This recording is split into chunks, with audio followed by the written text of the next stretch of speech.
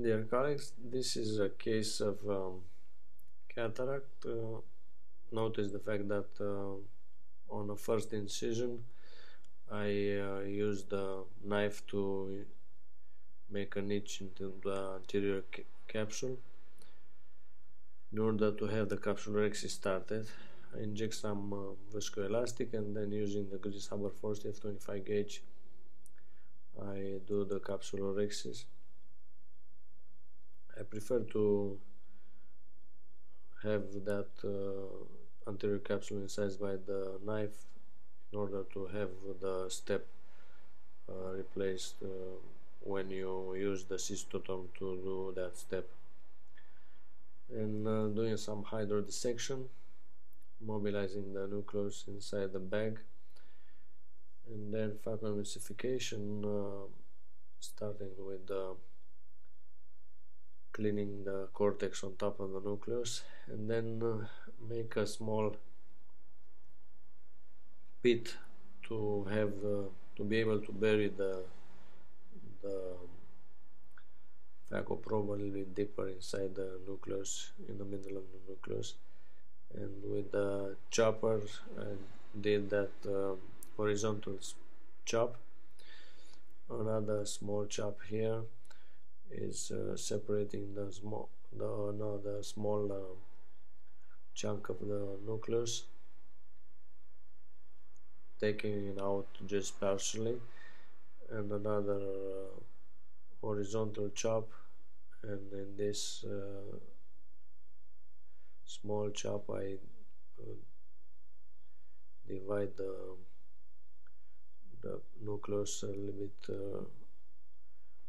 further down, and I'm able to take the small part of that nucleus out of the eye, emulsifying. Notice the fact that I keep the bevel down and slowly taking out the pieces without rushing so much, so I have a stable anterior chamber, and the pieces are kept in the bag and emulsified little by little without having so much chatter into the anterior chamber. It's a 3 plus grade nucleus, it's not a hard one, and the patient is diabetic, so these cataracts are a little bit easier to be emulsified than the other ones. It's not a leathery one. And slowly the half of the nucleus is out, and then rotating the other half in front of the phaco probe. It's pretty basic phaco emulsification. The other half is slowly aspirating out of the eye also. Last part of the nucleus, I have a thick epinucleus to protect the posterior capsule, and then switching the parameters to the epinucleus aspiration, taking most of the epinucleus out of the eye with the phaco probe, and also the cortical remnants are easy to take out, switching the machine to the irrigation aspiration mode. I'm able to take out also the last part of the cortical remnants with the phaco probe, using just the phaco probe, not having another instrument inside the eye, irrigation aspiration or probes or aspiration needle or any of that. And then I use the chopper to polish the posterior capsule. This will take a little bit longer, so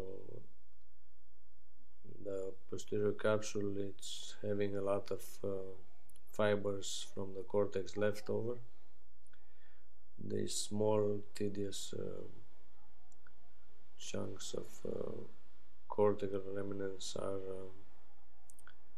very attached to the posterior capsule, so you need to have a little bit more patience in order to remove those and take those out of the eye with the irrigation aspiration probe or any other instrument that you prefer.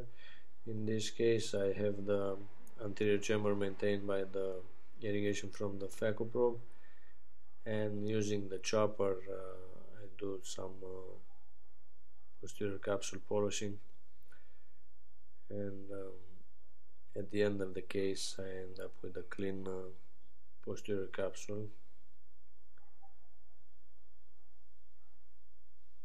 Sometimes these last fibers are a little bit more annoying and harder to take it out, but you can manage it. And injecting the IOL under irrigation with irrigation on the side port, flushing out the last part of the viscoelastic, and that's the end of the case.